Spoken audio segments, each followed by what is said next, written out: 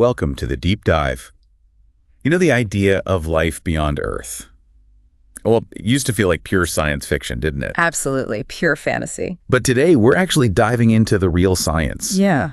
The serious exploration that's happening right now, and also this truly mind-bending idea that maybe our universe isn't even the only one out there. Exactly. Yeah, we've moved way beyond thinking about, little green men. Right. Now we have telescopes that can literally see other planets. We have these theoretical frameworks suggesting a multiverse. Which we definitely need to unpack. Oh, yeah. And a real growing understanding that life as we know it might not be quite the long shot we once thought. So our mission for this deep dive? Our mission is really to give you the clearest possible picture of this incredible search, both, here in our own backyard, our universe, and also in these really surprising possibilities that the multiverse idea opens up, and crucially, backed by the actual evidence we have so far. Okay, the multiverse. Let's tackle that first because it sounds huge. It's not just one universe. Is that the core idea? That's the core concept, yeah. That our universe, the one we can see and measure, might not be. Well, all there is. Okay. The multiverse idea suggests there could be many other universes, maybe even theoretically, infinitely many. Yeah. And they could potentially have their own unique sets of physical laws, constants, the rules of the game could be different. So it's not just one single theory then? No, not one proven theory, definitely not yet.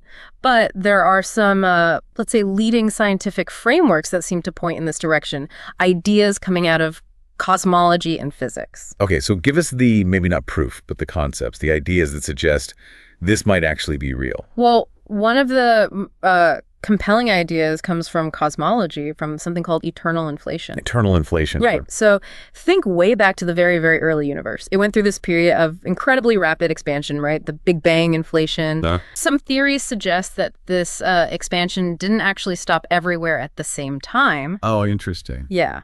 Instead, it might have continued, maybe it's still continuing in some regions, constantly sort of bubbling off new universes, creating these separate pocket universes. Pocket universes, like bubbles? Kind of like bubbles in boiling water, yeah. And the key point here is that each of these pocket universes could have cooled down and developed with different fundamental laws, different physics. So our universe, the fact that it seems so perfectly tuned for life. Exactly. It might seem less like a unique miracle if there are just countless other universes out there with different settings, different laws, and we just happen to be living in one where the conditions allowed life to form. So it's like we won a cosmic lottery. We're in the life-friendly bubble. That's one way to think about it, yeah. The less anthropocentric view, perhaps. Okay, that's one framework. What's another angle on the multiverse? Well, another really powerful idea comes from string theory. Ah, string theory.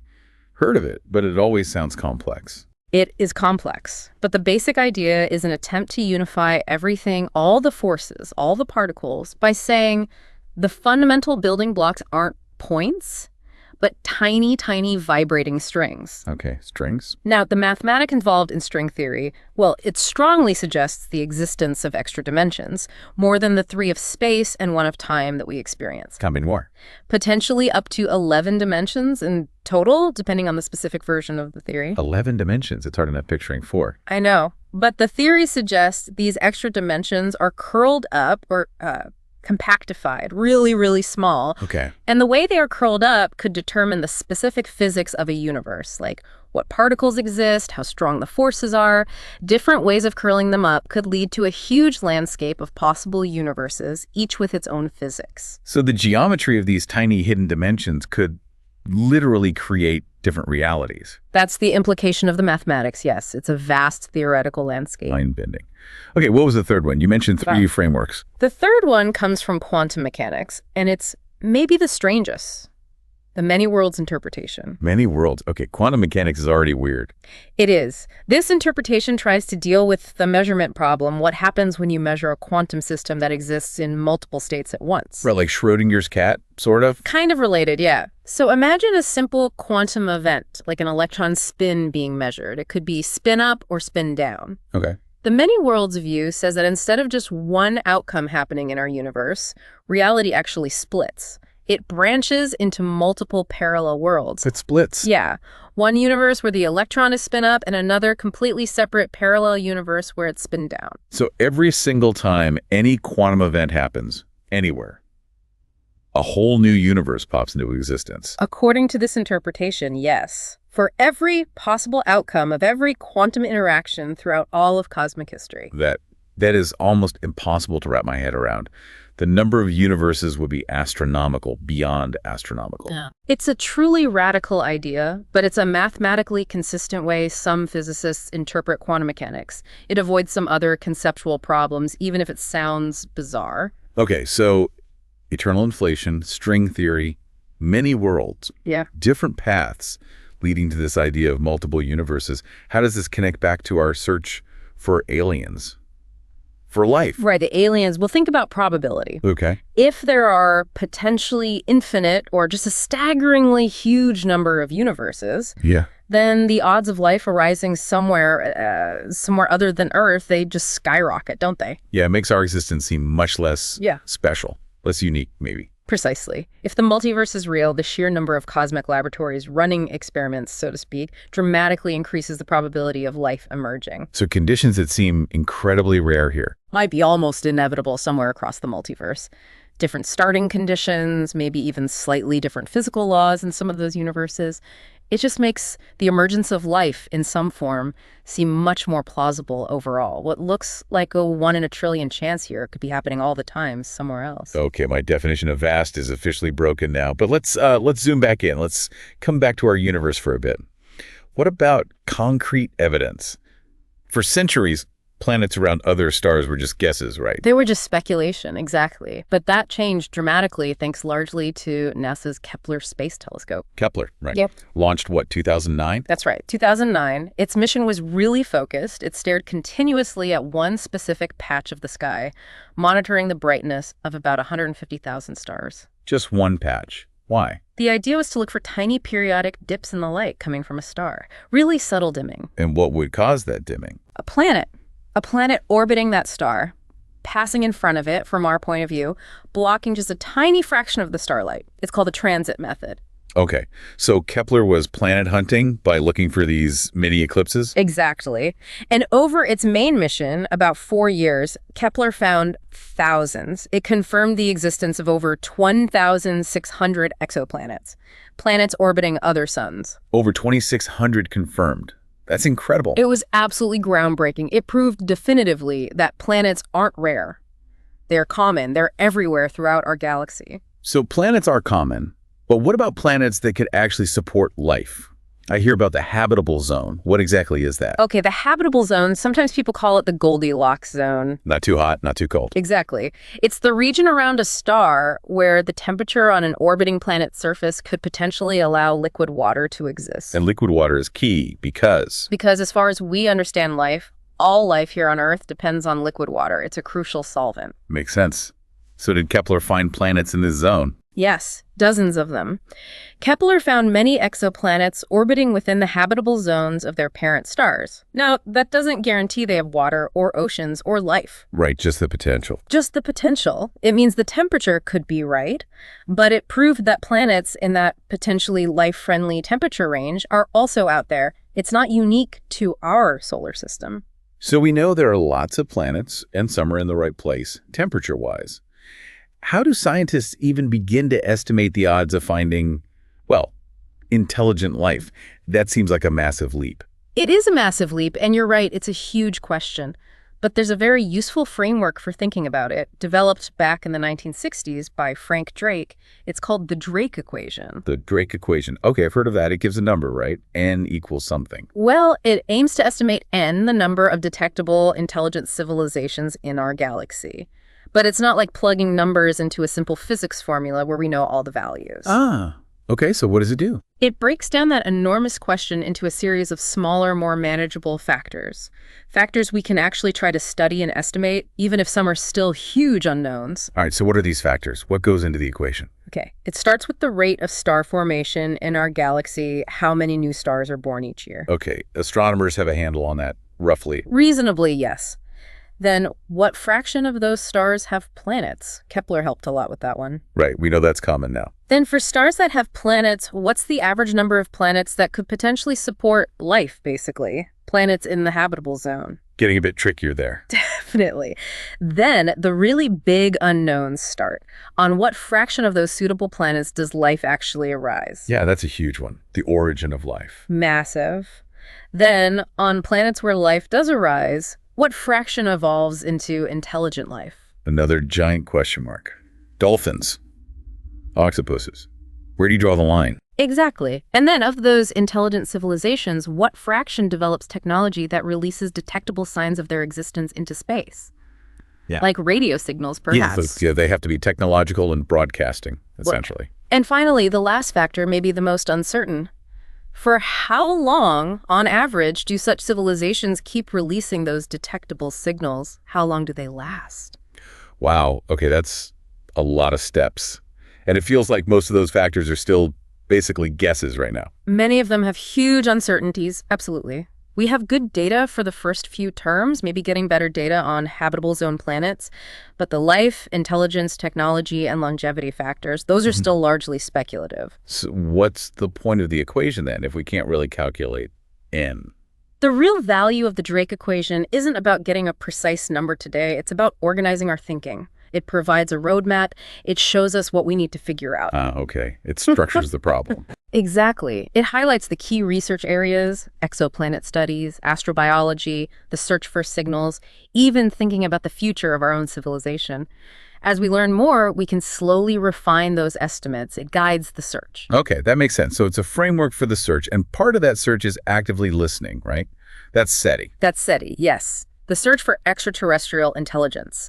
It's a scientific effort focused specifically on looking for technological signatures, evidence of technology created by alien civilizations. And how do they do that mainly? The primary method for decades has been using large radio telescopes. Think Green Bank telescope, the Allen telescope array. These giant dishes scan the skies. Listening for what exactly? They're listening for unusual radio signals, specifically signals that look artificial, maybe narrowband signals very focused on one frequency, or signals with complex patterns that you wouldn't expect from natural astronomical sources like pulsars or quasars. And have they heard anything? I feel like I remember something called the wow signal. The wow signal.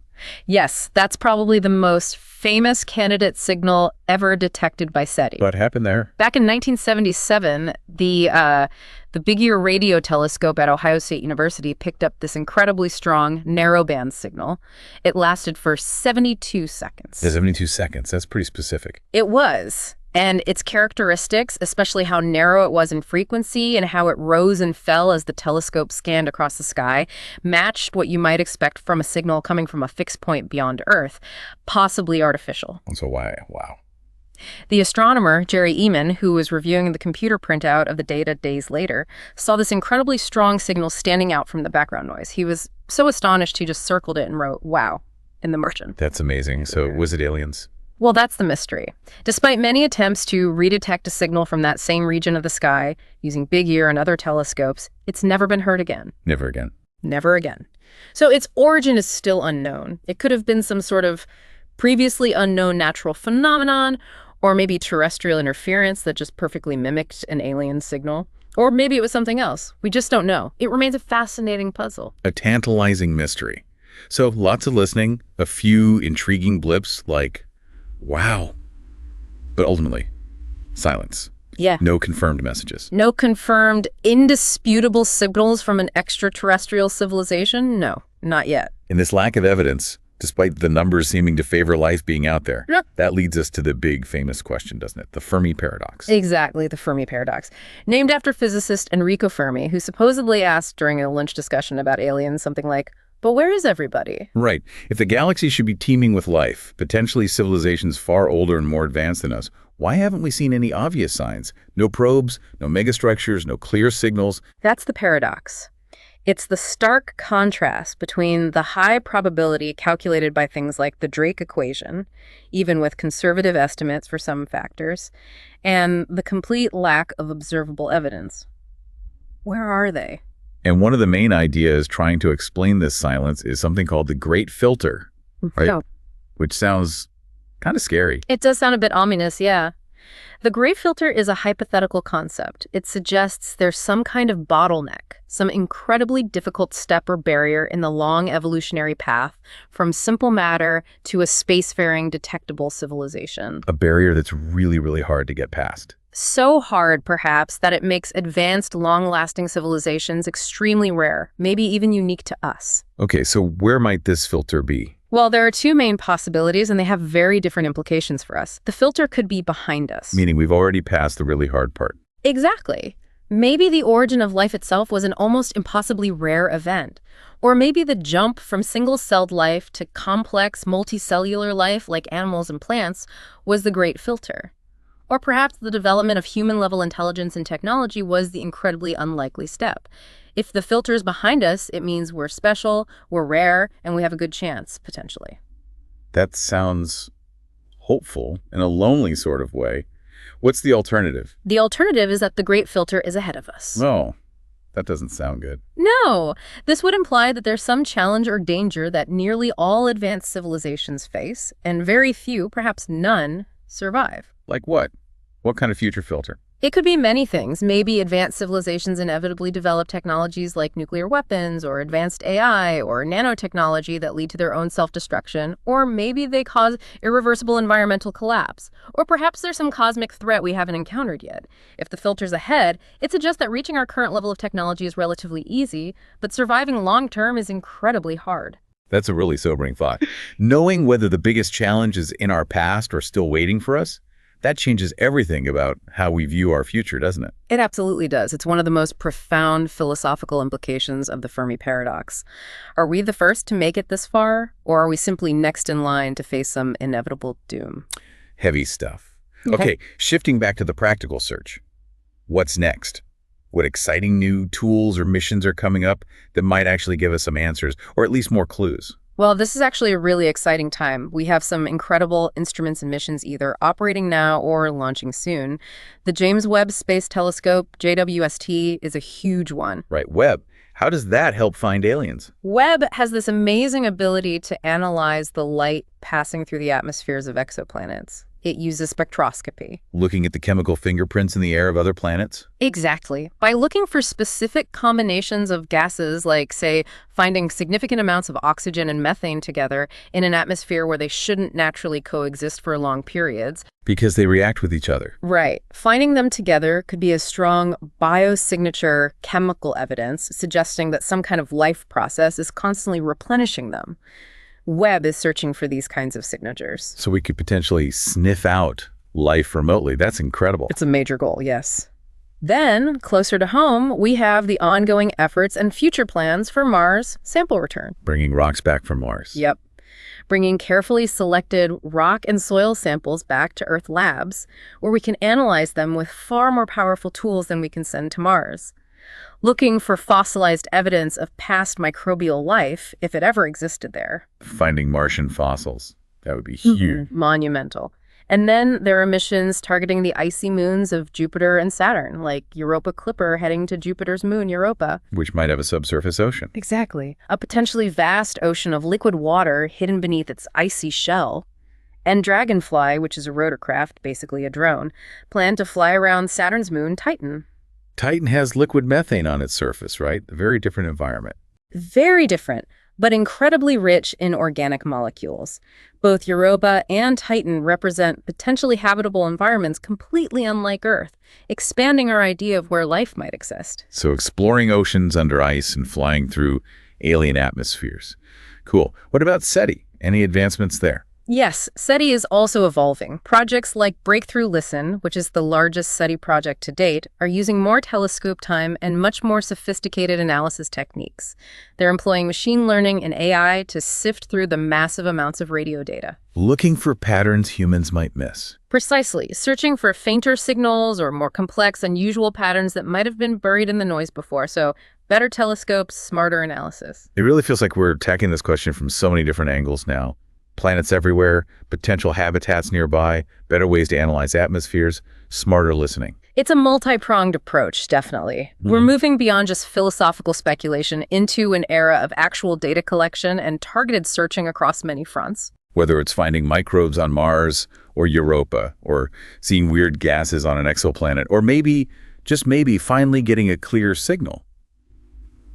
Any discovery would be world-changing, wouldn't it? Absolutely world-changing. Finding any form of life beyond Earth, even simple microbes,